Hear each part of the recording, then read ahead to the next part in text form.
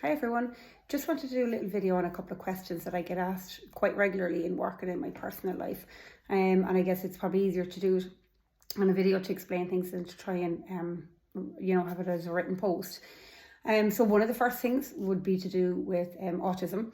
So like I get asked quite a lot. So as you know, we have autism in our family, and I get asked quite a lot about what I think about the rise, the increase in people being diagnosed with autism.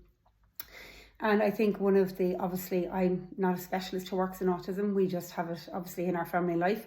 But obviously my background in nursing and in my current nutritional practitioner role, I obviously see quite a lot of different people and different lot of things going on. So what I would say is one which you have to remember is we understand things an awful lot more now.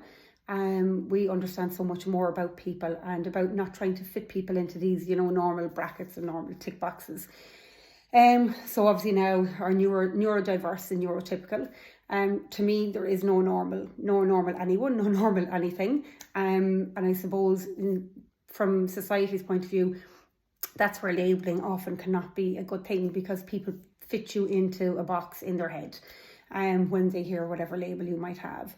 But being diagnosed and having a label as such is something that helps to, for you or whoever it is, to understand, one, what's happening or why you may be feeling certain ways, or why things have been whatever way they have been for you in your life, and how best to kind of help that, and who best to kind of source to help you with it.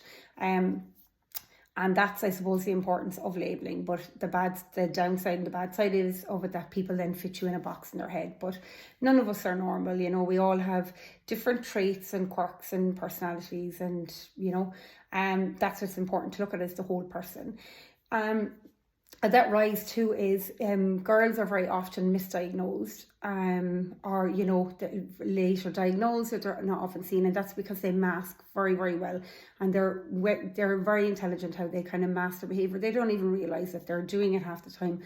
And I think then again, because we have that more of an understanding now, we know that some of these things are something that may not be right, or may be causing other issues, or specifically anxieties and that for children. That's where we're seeing that rise in the increase of diagnosis. So because people are becoming that more aware. And I suppose it is really important that people do, because it's so important to include people in every walk of life, and not just to try and fit them into a certain box, my eyes have certainly been opened, and you in any part of life, whether it's a parent, whether it's a teacher, whether it's a caregiver, if the person can't learn what way you're teaching, you change your method of teaching, whether that's parenting, teaching, caregiver, you change your method. You don't try and change the person to fit around your method. And I think that's one of the biggest things. And I think it's the biggest downfall then for people who are on the spectrum and may have specifically, issues around anxiety or depression. And a lot of that, to me, seems to stem from, again, not being fully understood, and people trying to fit them into this box. So they then think that they are abnormal, or, that there's something wrong in what they may think or what they may do. And I think to take away that stigma, would be something that would drastically improve mental health. And then the other thing, I suppose, that I also get asked about is just in general the increase in diseases and illnesses, whatever area, whether it's heart disease, cancers, or whatever. And you have to, I suppose, remember that we understand so much more in science, and understanding different illnesses and different things that happen. Yes, we do have a lot of different strains of things, but you have to remember our society and our environment has massively changed, and we constantly have toxins coming into our system, whether that's through foods we're eating, which are processed, or something that's coming up through the foods that are grown in the ground. Refined sugars, we have it all the time. It's in the majority of foods we eat or drink, our phones, our TV, our Wi-Fi, our computers, it's all introducing toxins into us. It's the way of life now, and it's the way we have to work, but it's about being realistic about things, and about trying to reduce those toxins into our system as much as possible. Again, we can get toxins through medications, and there are times we need those medications. We need that balance in Western medicine and natural therapies and that. So it's really important, I suppose, just to be aware of all of those things. But that's why we have a massive increase, I suppose, in illness and disease, and it is the toxins that we're putting in.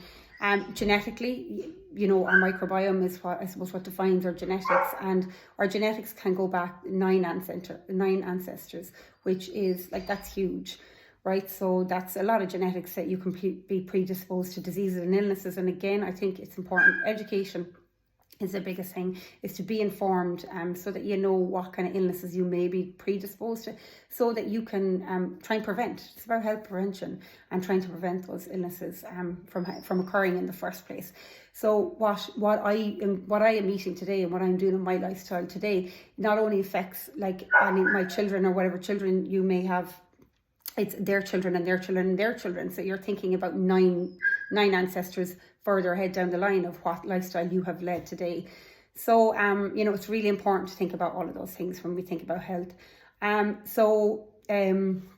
isn't, you know, it's really about understanding things and trying to, you know, have the most balanced and healthiest lifestyle, you know, food, exercise, your lifestyle in general, just any stressors that you would have in your normal day, trying to reduce those stresses, and like who you surround yourself with and your work environment and your family life, your home life, your relationships, your friends, whatever.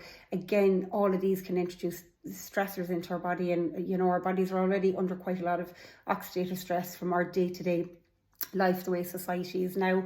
So it's just about kind of reduce that as much as we can and being realistic and practical in how we do it. And I suppose that's what at Health for You, that's what we do. So our assessments are, you know, very detailed. They take an hour and a half, 2 hours. It's an extremely detailed assessment, which people often don't realise till they're coming and sitting in front of you. So we get this huge picture of people.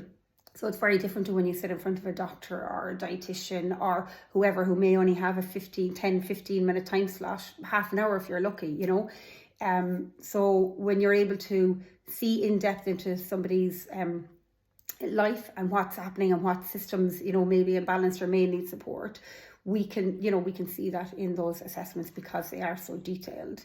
And it's really just about, you know, understanding things and being aware and knowing what you may need to do to help yourself, either with illnesses or, again, like with autism, again, just knowing what you can do to help somebody and try and include people. So that they don't feel that stigmatized, because it really is affecting, you can see the knock-on effect in mental health for people, just as much as hormones, which is another story, another day. But yeah, hormone imbalance is huge. I see it every day, and it's like it has a massive impact on mental health, and that's for males and females. Okay, it's not just female health, it's in males too. And again, there's very little understanding, not just from people, but from the medical world, still very little understanding around hormones, hormone health, and what effect it has on the rest of our body. So just remember that you know yourself, you know your own body, you know when you're not right. So don't allow yourself to be fobbed off, you know.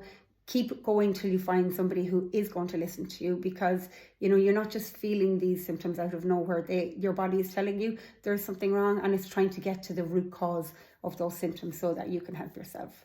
So thanks for listening, and hopefully I'll post another video soon. I'm not the best at posting videos, but thank you.